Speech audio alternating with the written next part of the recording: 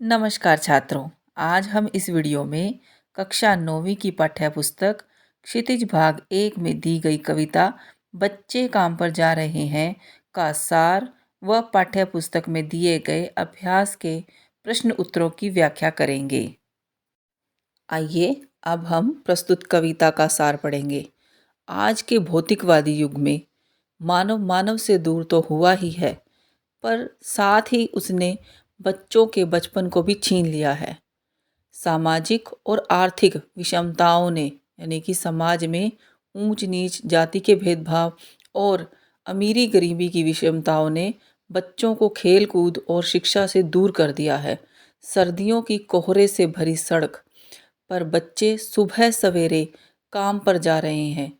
जो समय की सबसे भयानक बात है कि यही हमारे बच्चे हमारे देश का भविष्य हैं और यही काम पर जा रहे हैं। और मौसम भी ऐसा कि कोहरा पड़ रहा है, सड़कें ढकी पड़ी हैं कोहरे से। कवि जानना चाहता है कि क्या बच्चों के खेलने की सारी गेंदें अंतरिक्ष में खो गई हैं या दीमकों ने उनकी रंग बिरंगी किताबों को खा लिया है, अर्थात उनके पास कुछ भी बाकी नहीं है कि वह पढ़ाई कर सकें, खेल कूद सकें। क्या उनके सारे खिलौने नष्ट हो गए हैं या कोई ऐसी प्राकृतिक आपदा आ पड़ी जिससे ये सब कुछ, कि क्या उनके सारे विद्यालय, बाग बगीचे और घरों के आंगन अचानक समाप्त हो गए हों। यदि बच्चों से उनके बचपन में ही काम लिया जाने लगा तो यह विश्व, ये पूरी दुनिया के लिए बहुत ही खतरनाक है, बहुत ही अधिक भयानक सिद्ध होगा। आइए अब हम कविता बच्चे काम पर जा रहे हैं के पाठ्य पुस्तक में दिए गए प्रश्नों के उत्तर का अभ्यास करेंगे। प्रश्न संख्या 1। कविता की पहली दो पंक्तियों को पढ़ने तथा विचार करने से आपके मन मस्तिष्क में जो चित्र उभरता है उसे लिखकर व्यक्त कीजिए। इस प्रश्न में पूछा गया है कि कविता की जो पहली दो पंक्तियां हैं उसे पढ़ने पर, उसे समझने पर जो हमारे मन मस्तिष्क पर जो चित्र उभरता है कि बच्चे काम पर जा रहे हैं, उसे लिख करके व्यक्त कीजिए। प्रश्न में पूछा गया है कि कविता की पहली दो पंक्तियों में पढ़ने के बाद जो हमारे दिमाग में, हमारे मस्तिष्क में वे जो विचार आते हैं उनका शब्द चित्र हमें लिखना है। तो सबसे पहले कविता की पहली दो पंक्तियाँ, कोहरे से ढकी सड़क पर बच्चे काम पर जा रहे हैं सुबह सुबह। इन पंक्तियों को पढ़कर हमारे मन में विचार आता है कि जो बच्चे जाड़ों की कुहरे भरी सुबह यानी कि धुंध छाई हुई है, ऐसी सुबह सवेर में काम पर जाने के लिए विवश हैं, तो निश्चय ही उनका जीवन अत्यधिक अभावग्रस्त होगा, अर्थात कि उनके जीवन में धन की कमी होगी, उचित साधनों की कमी होगी, अन्यथा ये भी अपने घरों में गर्म कपड़ों में दुबके होते। उनके अभावग्रस्त होने की बात मस्तिष्क में आते ही उनका यह शब्द चित्र उभरता है कि बालक ठंड से ठिठुरते हुए, कोहरे को चीरते हुए अपने गंतव्य अर्थात अपनी मंजिल की ओर बढ़ रहे हैं। उनके पास पर्याप्त गर्म कपड़े भी नहीं हैं। अधिकांश बच्चे एक अकेली कमीज और पैंट में ही जाड़े की जंग से लड़ रहे हैं। कि उनके जब अभावग्रस्त हैं तो उनके पास क्या होगा कि एक जोड़ी कपड़े होंगे, उनके पास अत्यधिक अपने शरीर को गर्म करने के लिए और कपड़े भी नहीं होंगे, तो ऐसे जाड़े की जंग लड़ते हुए आगे बढ़ रहे होंगे। जब तन पर पूरे कपड़े नहीं हैं तो फिर चप्पल जूतों का तो प्रश्न ही नहीं उठता।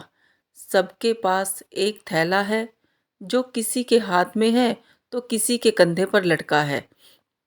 ऐसा ही एक चित्र हमारे दिमाग में इस पंक्तियों को पढ़ कर के बनता है। हो सकता है कि इन थैलों में उनके दोपहर का भोजन हो। भोजन क्या, दो सूखी रोटियां शायद प्याज और नमक के साथ हो, उनके पास सब्जी भी ना हो। इतने पर भी बच्चे निराश नहीं होते, बल्कि वे पूरे जोश से लबरेज हैं, अर्थात वे पूरे जोश से भरे हुए हैं।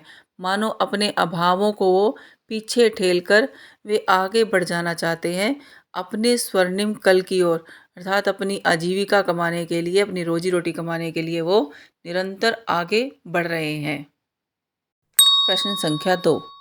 कवि का मानना है कि बच्चों के काम पर जाने की भयानक बात को विवरण की तरह न लिखकर सवाल के रूप में पूछा जाना चाहिए कि काम पर क्यों जा रहे हैं बच्चे। कवि की दृष्टि में उसे प्रश्न के रूप में क्यों पूछा जाना चाहिए कि काम पर बच्चे क्यों जा रहे हैं। ऐसी एक भयानक बात को विवरण की तरह न लिख करके सवाल के रूप में पूछा जाना चाहिए। कवि ने ऐसा कहा है कि सवाल भी कैसा, कि काम पर क्यों जा रहे हैं बच्चे। कवि की दृष्टि में ये पूछा जाना, प्रश्न के रूप में पूछा क्यों ऐसा किया जाना चाहिए कि उसे विवरण की तरह न दे करके प्रश्न की तरह क्यों पूछा जाए। उत्तर: किसी बात का विवरण देने का अर्थ है किसी बात को सामान्य मानकर उसकी केवल जानकारी देना और उसे पाकर संतुष्ट हो जाना। कि किसी विवरण का अर्थ होता है किसी भी एक बात को सामने प्रस्तुत किया गया, उसे केवल सामान्य मानकर उसकी जानकारी प्राप्त की या प्रदान की और उसे अ, उसी जानकारी को प्राप्त करके संतुष्ट हो जाना कि हाँ, ये बात इस तरह की है। विवरण केवल सूचना होती है। सूचना में कोई भावनात्मक लगाव जैसी चीज़ नहीं होती, न ही उसे पढ़कर पाठक चिंतित या व्याकुल होता है। कोई भी किसी भी प्रकार की हमें सूचना दी जाती है, उसे हम पढ़ लेते हैं।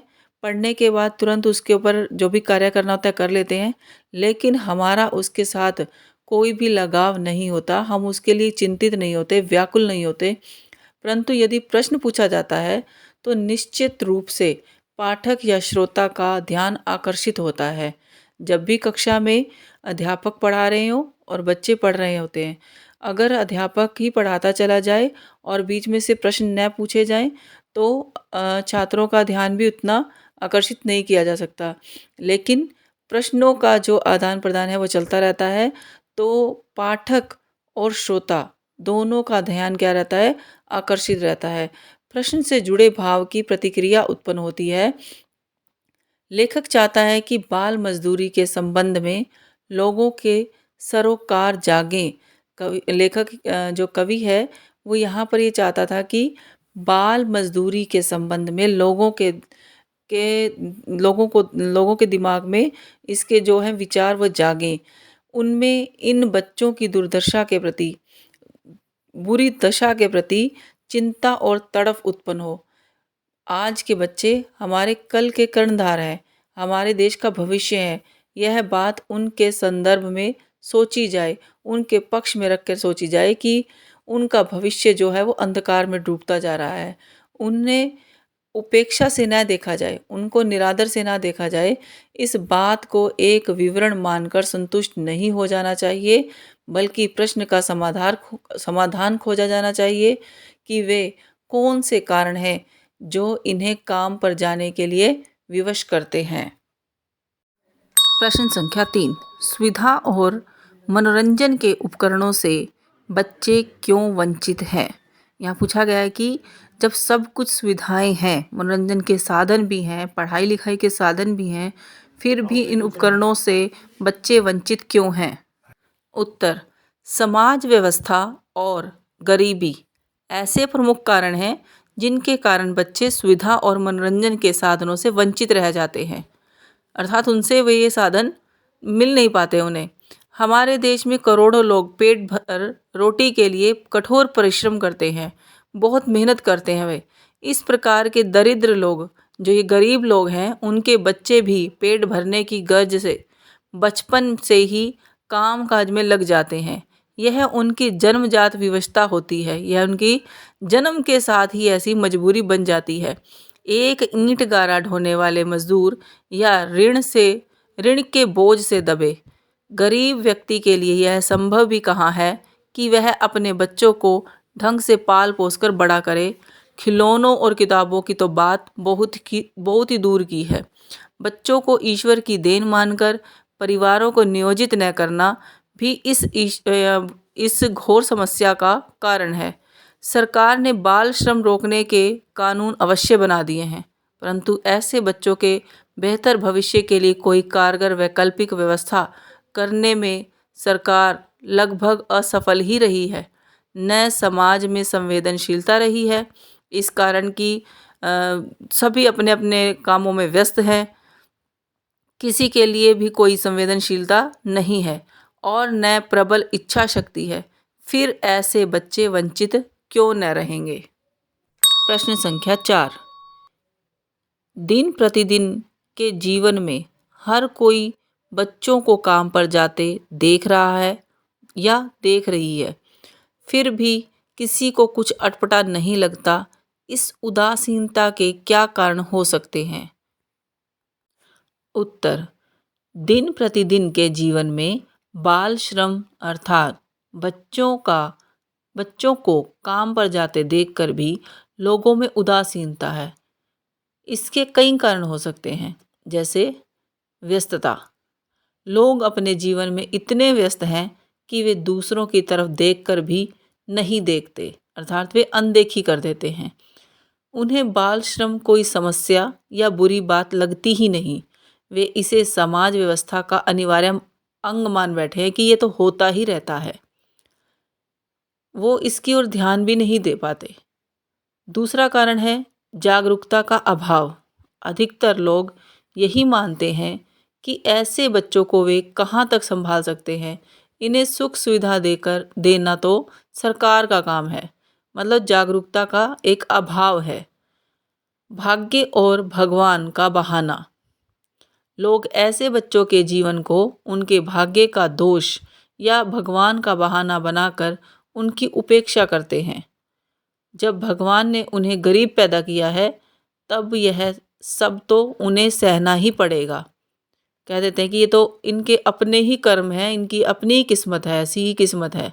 तो ऐसी सोच के द्वारा वे अच्छे इंसान या नागरिक के कर्तव्य का पालन करने से साफ बच निकलते हैं। अगला कारण है विवशता। महंगाई की मार और घर में बच्चों की बड़ी संख्या के कारण इनके माँ बाप स्वयं इन्हें कामकाज में लगा देते हैं कि बच्चे, वैसे तो घर में एक बच्चा है या दो बच्चे हैं, माँ बाप उनकी तरफ अच्छे से ध्यान दे पाते हैं, लेकिन इनसे ज़्यादा बच्चे हों, बड़ी संख्या में बच्चे हों, तो इसके कारण क्या होता है कि माँ बाप इन्हें अपने आप से ही कामकाज में लगा देते हैं। बाद में ये बच्चे इसी के अभ्यस्त हो जाते हैं। लोग भी यह सोचने लगते हैं कि कुछ भी करो, ये लोग ऐसे ही रहेंगे, इसलिए वे भी इनकी चिंता करना छोड़ देते हैं। प्रश्न संख्या 5। आपने अपने शहर में बच्चों को कब कब और कहाँ कहाँ काम करते हुए देखा है? यहाँ प्रश्न में पूछा गया है कि आपने अपने आसपास या अपने जहाँ रहने वाला क्षेत्र है आपका, वहाँ पर आपने बच्चों को कब कब अर्थात किस किस समय और कहाँ कहाँ काम करते हुए देखा है? उत्तर: मैंने अपने शहर में बच्चों को अनेक स्थानों पर काम करते हुए देखा है। इन्हें चाय की दुकान, ढाबा, होटल, निजी कार्यालय, घर, यहाँ तक कि साइकिल स्कूटर की रिपेयरिंग की दुकानों पर और कार सफाई आदि करते मैंने इन्हें अक्सर देखा है। सुबह सवेरे ये अंगीठी लीपते पोतते दुकानों की झाड़ पोंछ करते दिख जाते हैं, तो रात को देर तक बर्तन व दुकान की सफाई करते। मैंने हर मौसम में, हर हाल में इन्हें काम करते देखा है। यहाँ आपका उत्तर थोड़ा कुछ अलग भी हो सकता है। आपने जहाँ जहाँ जिन जिन दुकानों पर इन्हें बच्चों को काम करते हुए देखा है, आप यहाँ पर उस उत्तर को लिख सकते हैं। प्रश्न संख्या 6। बच्चों का काम पर जाना धरती के एक बड़े हादसे के समान क्यों है?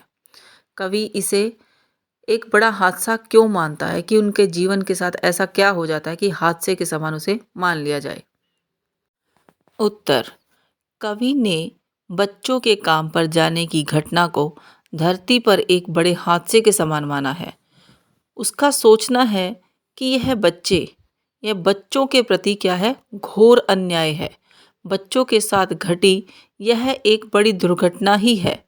बच्चे को जन्म के साथ लाड़ प्यार सुख सुविधा दी जानी चाहिए। उसे पढ़ने लिखने खेलने खाने के पर्याप्त अवसर भी मिलने चाहिए, पर ऐसा होता नहीं है। ये बच्चे गरीबी और विवशता के कारण काम पर चले जाते हैं। यह उनके बचपन के साथ घटी किसी दुर्घटना से कम नहीं है। यह भाव हुआ इस चीज़ का कि जब बच्चे का जन्म हुआ है, उसको वो ज़रूरतें पूरी करने के लिए अपने परिवार का या अपना पेट पालने के लिए काम पर जाना पड़ जाता है और वो इस तरह से जो उनका पढ़ाई लिखाई का, खेलने का, अच्छे विद्यालय में पढ़ने का समय जो है वो निकल जाता है और यह उनको बर्बादी की ओर ले जाता है। यह उनको बर्बादी के कगार पर ले जाता है। शुभ कल्पनाओं से वे दूर हो जाते हैं। अपराध उनके निकट संगी हो जाते हैं, अर्थात वे अपराध के रास्ते पर निकल जाते हैं। इस प्रकार बच्चों का काम पर जाना धरती पर एक किसी बड़े हादसे से कम नहीं है। प्रस्तुत कविता बच्चे काम पर जा रहे हैं क्या की व्याख्या व इसके कवि राजेश जोशी जी के जीवन परिचय को जानने के लिए डिस्क्रिप्शन बॉक्स में दिए गए लिंक पर क्लिक करें और यदि यह वीडियो आपको अच्छी लगी हो तो चैनल को सब्सक्राइब ज़रूर करें, जिससे आपको मेरी अगली आने वाली वीडियो का नोटिफिकेशन मिल सके और आप इनसे लाभ प्राप्त कर सकें।